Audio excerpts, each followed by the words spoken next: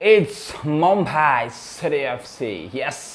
എന്താ ISLന്റെ cup win ചെയ്യുന്നു Mumbai city FC.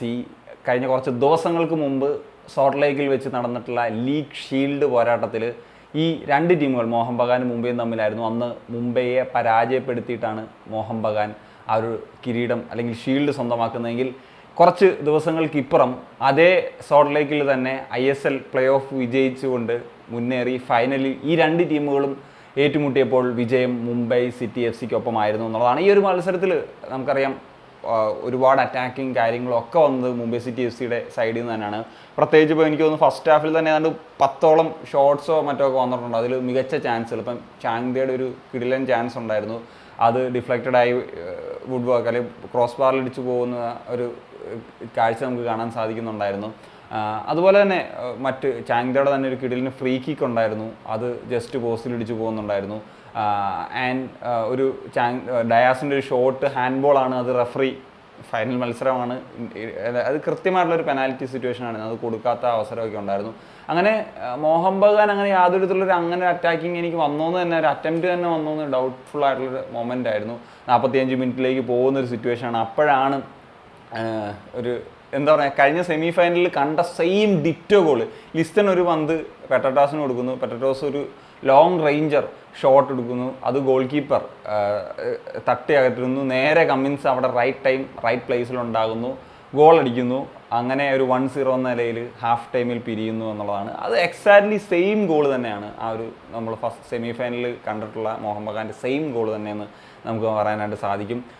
അങ്ങനെ ഒരു മത്സരം എനിക്ക് തോന്നി സാധാരണഗതിയിൽ ഒരു ഗോൾ അടിച്ചു കഴിഞ്ഞാൽ പിന്നെ ഒരു ഡിഫെൻസ് ചെയ്ത്, പ്രത്യേകിച്ച് കപ്പ് ടൂർണമെൻറ്റ്സിലൊക്കെ അബ്ബാസിൻ്റെ ഒരു കഴിവ് അറിയാലോ, അത് ആ രീതിയിലൊക്കെ മുന്നോട്ട് പോകുമെന്ന് വിചാരിച്ചു. പക്ഷേ അവർ തിരിച്ചു വന്നു എന്നുള്ളതാണ്. ആ ഒരു ഡയാസിൻ്റെ ഒരു ഗോൾ അതൊരു ലൈഫ് ലൈൻ ഗോൾ തന്നെയായിരുന്നു. ആക്ച്വലി അത് ഡയാസിൻ്റെ ഒരു ബ്രില്യൻസ് തന്നെയാണ്. നഗ്വേറ സൂപ്പറായിട്ട് കൊടുത്തു. പക്ഷേ ഡയാസിലെ കടിപിടി കൂടി ബോൾ നേടിയെടുത്തിട്ട് അത് വലയ്ക്കുള്ളിലേക്ക് ആക്കുന്ന ഒരു കാഴ്ചയാണ്. അത് ഡയാസ് ടൈപ്പ് ഗോളെന്ന് നമുക്ക് കൃത്യമായിട്ട് പറയാനായിട്ട് സാധിക്കും. പിന്നെ അത് കഴിഞ്ഞിട്ട് അടുത്ത ഗോൾ അടിക്കാനുള്ള മുംബൈയുടെ ഒരു സൂപ്പർ ചാൻസ് ഉണ്ടായിരുന്നു രാഹുൽ ബേക്കയ്ക്ക്. പക്ഷേ അത് മിസ്സാകുന്നു. അതിനുശേഷമാണ് ബിപിൻ സിംഗ് സബ്സ്റ്റിറ്റ്യൂട്ടായിട്ട് വന്നിട്ടുള്ളൊരു പ്ലെയറാണ്.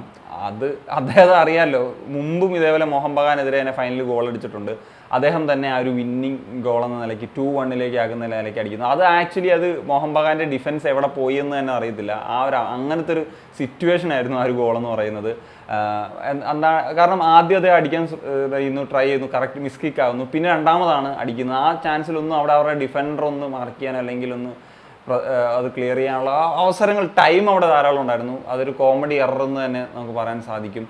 അത് കഴിഞ്ഞിട്ട് മൂന്നാമത്തെ ഗോൾ അടിച്ച് ഗെയിം കില്ല് ചെയ്യാനുള്ള അവസരം വിക്രം പ്രതാപിനുണ്ടായിരുന്നു. പക്ഷേ വിക്രം അത് ചാങ്തയ്ക്ക് കൊടുത്ത് വൈഡായിപ്പോയി. അത് കഴിഞ്ഞ് കുറച്ച് മിനിറ്റുകൾക്കകം തന്നെ ജാക്കൂബാണ് വെജിറ്റസ് എന്ന് പറഞ്ഞിട്ടുള്ള പുതിയ അവരുടെ താരം, അദ്ദേഹത്തിന് ഫസ്റ്റ് ഗോളാണെന്ന് തോന്നുന്നു സീസണിലെ, അദ്ദേഹം ആ ഒരു ഗോൾ സ്കോർ ചെയ്ത് ഗെയിമിനെ കില്ല് ചെയ്യുന്നു എന്നുള്ളതാണ്. ഏതായാലും ഇതിലിപ്പം ബിപിൻ സിംഗ് പറഞ്ഞ പോലെ ഫൈനൽസിൽ സ്ഥിരമായിട്ട് സ്കോർ ചെയ്യുന്നൊരു പ്ലെയറായി മാറുന്നു. ഏതാണെങ്കിലും എനിക്ക് എടുത്തു പറയേണ്ട ഒരു കാര്യം എന്ന് പറഞ്ഞാൽ പീറ്റർ കാക്കി എന്ന് പറഞ്ഞ ഒരു പരിശീലകനാണ്. What a man. കാരണം സീസണിൻ്റെ ഇടയ്ക്ക് വെച്ചിട്ട് വരുന്നു, ഒരുപാട് ഇമ്പോർട്ടൻറ്റ് പ്ലെയേഴ്സ് പോകുന്നൊരു സാഹചര്യം ഉണ്ടാകുന്നു. ഈ ഒരു മത്സരത്തിൽ തന്നെ നോക്കിക്കഴിഞ്ഞാൽ 3 ഇമ്പോർട്ടൻറ്റ് പ്ലെയേഴ്സിന് ഇഞ്ചുറി വരുന്നുണ്ട്, അവർക്ക് സബ്സ്റ്റിറ്റ്യൂട്ട് ചെയ്യേണ്ട സാഹചര്യം വരുന്നുണ്ട്. ആ അവസരത്തിലും അദ്ദേഹത്തിൻ്റെ ആ ഒരു എന്താ പറയുക മോനെ, ഒന്നും പറയാനില്ല.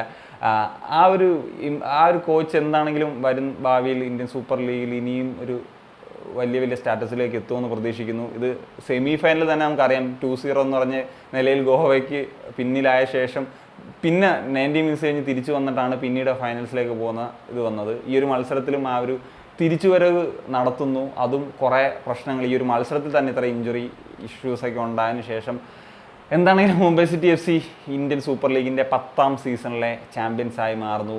That's it. എന്താണ് നിങ്ങളുടെ അഭിപ്രായം? ഉറപ്പായിട്ടും കമ്പോസിലും കാണിക്കാൻ സനി.